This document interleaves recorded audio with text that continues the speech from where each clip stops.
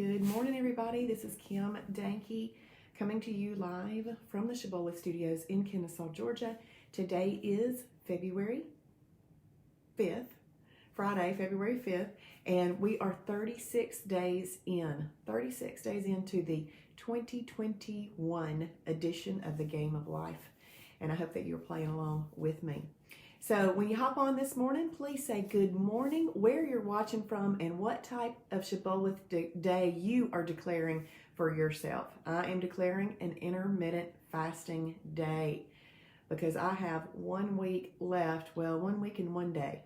So I have until the 13th for the 21-day challenge that I am working on. So plugging right along at that. And I'm at 135.5 this morning, which is exactly my 50-pound weight loss. And that's where I'm happy to be, which is great. Hey, Michelle, good morning. Intermittent fasting day from Carrollton, Georgia. Awesome.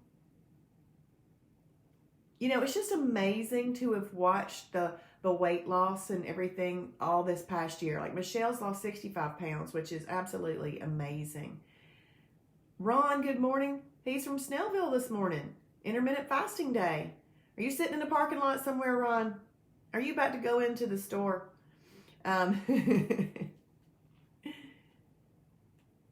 Y'all excuse me for yesterday, having to go in the car. I overslept yesterday morning, which is very unusual. Hey, Marla, good morning. Starting out perfect, but a hollow meal may happen.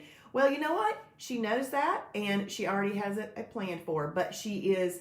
If that doesn't happen, she'll have a perfect day. So that's exactly what she's doing. She's planning that out. So she's starting her day perfect, even though she thinks she might have a holiday later. Because if plans change, you don't want to have blown your day. So good job, Marla. Rebecca, good morning from Dalton, Georgia. Happy Friday. Perfect.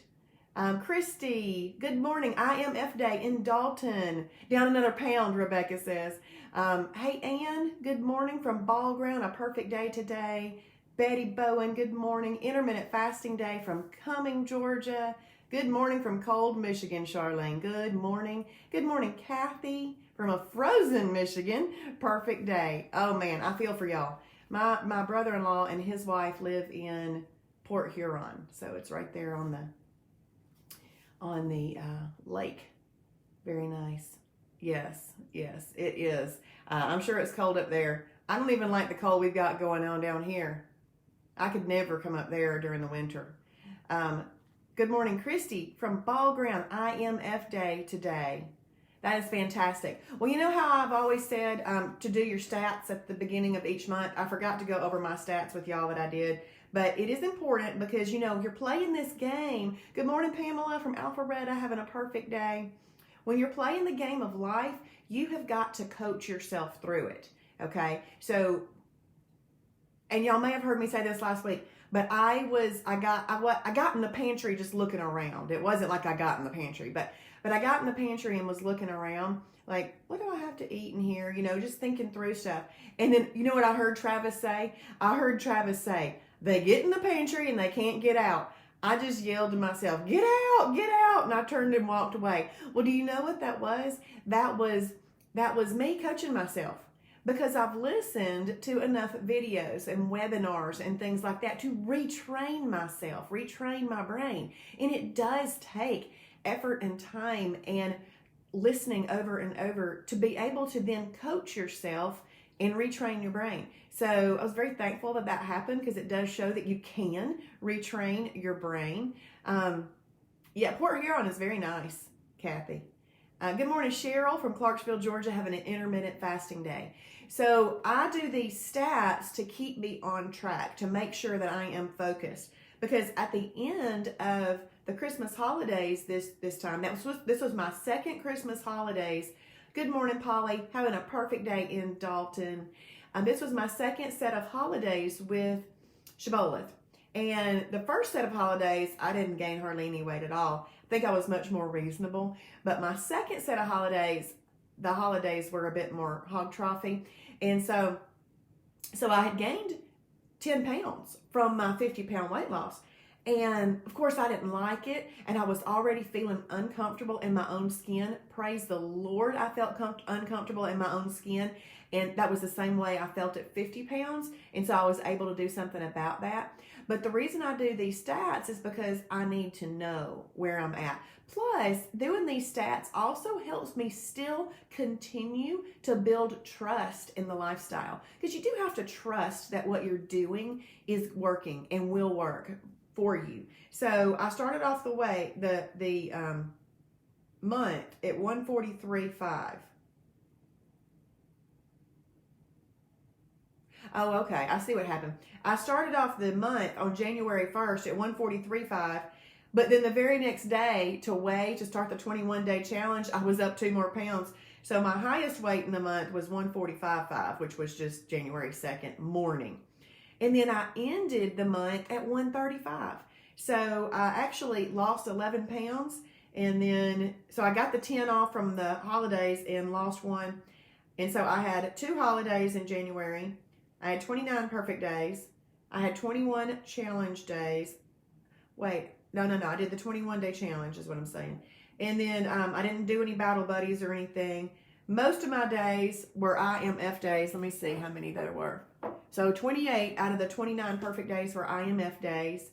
And I planned my holiday calendar for February. So it's just this, like I talk about, it's a management system. So we got to use the system to our benefit. And if this kind of thing would help you to look at that, then you should look at it. So you got to pull out all the tools, okay?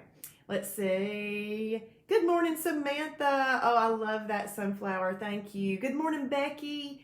Becky from Cairo, Perfect, Georgia. Thank you. Thank you. I do like shine and bling and fun things. So thank you, Becky. Good morning, Sherry from Kennesaw. A perfect day. Sherry's our friend who's lost 70 pounds, man. Whoa.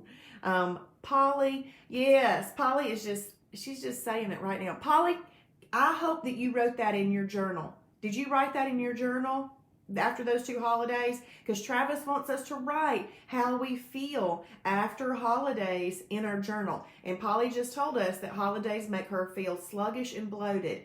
You need to write that in your journal. Hey, Sheila Page. So please make sure you write that in your journal. Thank you. Okay, so we're going to do a quick little devotion this morning. Good morning, Karen from Powder Springs. Come see us soon. We would love to see you, Karen, while you're down here. See, Karen isn't in Michigan right now. She's staying away from that cold. All right, so we're going to read a story that says, let go and let God. And this, again, is from Gems from Joan.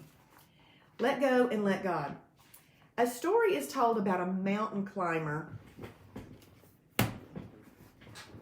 A story is told about a mountain climber who wanted to climb the highest mountain. The mountain climber began his adventure after many years of preparation. Wanting all the glory for himself, he decided to climb the mountain alone. The nights fell heavy in the heights of the mountain, and the man could not see anything. All was black. The moon and the stars were covered by the clouds. Zero visibility. As he climbed higher, only a few feet away from the top of the mountain, he slipped and fell at great speed into the thin air. The climber could only see black spots as he went down and felt the terrible sensation of being sucked by gravity. He kept falling, and in those moments of regret and fear, all of the good and bad episodes of his life came to mind. He realized how close death was approaching. Then all of a sudden, he felt the rope tied to his waist pull him very hard. His body was hanging in the air with only the rope holding him.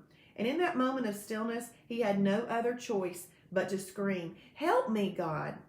All of a sudden, a deep voice coming from the sky answered, "What do you want me to do?" And he said, "Save me, God." "Do you really think I can save you?" The climber answered, "Of course I believe you can." "Then cut the rope that is tied to your waist." There was a moment of silence as the man thought about what to do. He decided to hold on to the rope with all his strength. The next day, the rescue team reported that the climber was found dead and frozen. His body was hanging from a rope, his frozen hands holding tightly to it, only 10 feet from the ground. And what about you and me? How attached are we to our ropes? How will you let it go? Will I let it go? Don't ever doubt the things from God. You never should say that he has forgotten or abandoned you. Don't ever think that God does not care for you. Remember that he is always holding on to you. He promises, I hold you by your right hand, I, the Lord your God, and say to you, do not be afraid. I am here to help you. Isaiah 41:13. So that is an amazing story to show us that we need to trust when we can't see. This man died because he didn't trust the word of the Lord when he couldn't see what was just right below him, which was the ground, and he could have walked away from that situation. So what kind of ropes are you holding on to? Are there some ropes that you're holding on to that then turn into eating episodes that you don't want? Then those are the kind of things that we need to think about in our world of Shibboleth. So if you find that there are things that happen to you during the day or the week or just in general in life, ask yourself, is this a rope? Is this a rope that I'm holding on to? What if I let go of this rope? What could happen? What would happen? How about I trust the Lord and let go of this rope? So if anybody is listening right now, well, there's 29 people in here. I don't know why I said if anybody's listening, but why don't y'all type in, I will not hold on to any ropes. I won't hold on to any ropes. Let's let go of our ropes, y'all. Let's see. Good morning, Gail, from the foot of, is that Wauka Mountain in Claremont, Georgia. I hope I pronounced that right. I'm sorry, Gail, if I didn't. Good morning, Karen. Dawn, thank you for my sunshines. I love sunshines. Let go and let God, Pamela. That is so right. That was such a great imagery, too, to say that you can't see, but cut the rope, and he decided not to, and it didn't go well for him. I have a picture in my bathroom that has let go and let God on it. Awesome. Trust when we can't see. That's right, Sherry. Good morning, Lynn. Good morning, Gail. I'm glad you needed this today. It's awesome. Have faith, not fear. Amen. Good morning, Patty. I won't hold on to any ropes, Becky says. I'm not going to hold on to any ropes, Karen says. I'm going to let go of those ropes, Wendy says. And Rebecca and Michelle and Sherry. I will not hold on to those ropes. Gail and Polly and Christy. I will trust in the Lord and hashtag let go and let God. That's an awesome one, Christy. Thank you. I hope that's encouraging to you, that little story, because it was to me so many years ago when I first heard it. And I'm thankful for it again today. Thank you. Thank you, Pamela and Samantha. All right, well, so let's see. Today I have a marketing recap from the marketing manager in my office, and then I will drive over to Marlowe's on Johnson Ferry Road in Marietta area and go to a ladies' luncheon over there.